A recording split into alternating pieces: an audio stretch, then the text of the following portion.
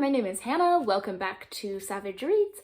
I am so behind on some of my reading wrap-ups, so I am going to try to wrap up, I think, 4 books today, kind of get a little bit more caught up on some of these books, so let's jump into that. The first 2 books that I would like to talk about were recommendations from Scott over at Gunpowder Fiction and Plot. I will make sure to link his channel down below. Thank you, Scott, for a devastating week or so. Let's start with the first one.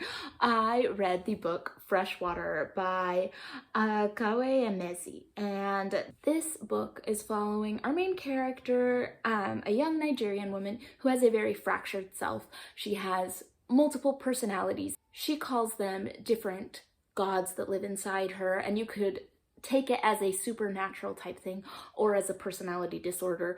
You can kind of read it in different ways. So the portrayal of these different selves trying to assert themselves and trying to protect Ada from herself, from these difficult situations she's in. You can see how they form and you can see the utility, and she goes through some really traumatic things in her life, and you can see what these different sides to her personality are trying to do, even when they are destructive and maybe not helping her. And this says that we watch Ada's life spiral in a dark and dangerous direction, and that is definitely what it feels like. So this is one of those books that I don't quite know how to talk about, because for writing, subject matter, everything, it is a 5-star book. This was a really, really well done book.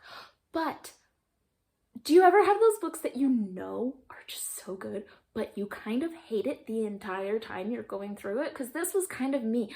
I thought it was awful. Like, my reading experience was low. I think I struggled because I felt so a part of the main character's spiral, and you could feel those forces going on inside her head, and I felt trapped. And so, excellently crafted book. I was not a big fan. The other book that I read was The Prettiest Star by Carter Sickles. This is following our main character, Brian, who was living in New York, living his life, and he moves back home to his small town to be with his family because he is dying from AIDS. This is set in 1986 and really explores what it meant in small towns to be gay, to have AIDS, how the society reacted to him, how his family reacted to him, them trying to understand, his family trying to reconcile the things they've been taught and the things that they've heard versus the reality of what is happening to their brother and son that they love. And I thought that it was really well done. And if you want a book where you just cry your eyes out, an ugly cry, this is it. This is great. If you want to cry and cry and cry. I have seen this book floating around, and I swear I have avoided it because looking at the premise, I'm like, I think I would cry a lot in that, and I don't know if I'm ready for it. But Scott recommended it, so I did pick it up, and it was excellent, and I did cry my eyes out. So Caitlin over at Bandy's Books recommended the book If Beale Street Could Talk by James Baldwin.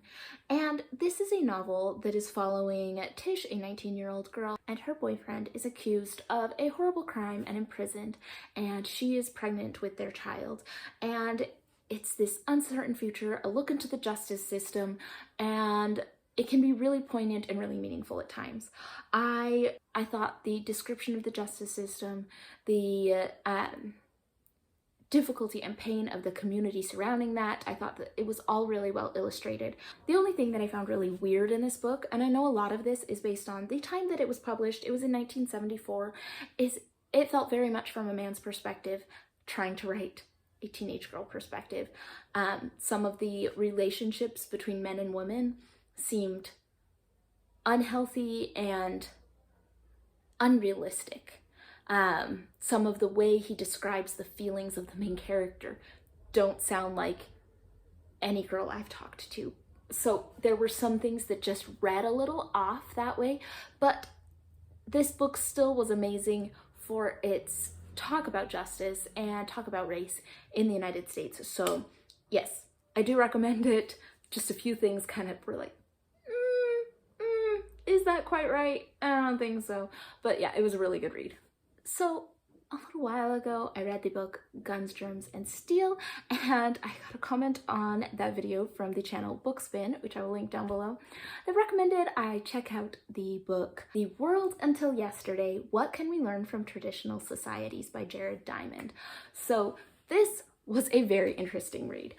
This is talking about a lot of traditional and ancient societies and what kinds of things can we learn from them. So it had a discussion about like alternate forms of justice. I love a good discussion about different ways of imagining the justice system. And it talks about elderly people and what their function is in society. And it talks about the concept of useful paranoia and really being aware of your surroundings and knowing when something is a sign of danger. He talks about the function of religion. He talks about sodium intake.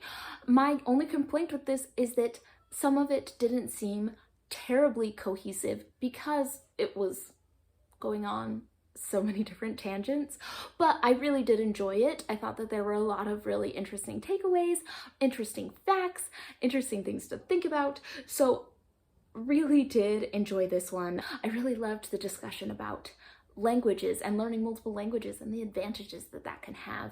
And there were just lots of little tidbits in this that I found fascinating.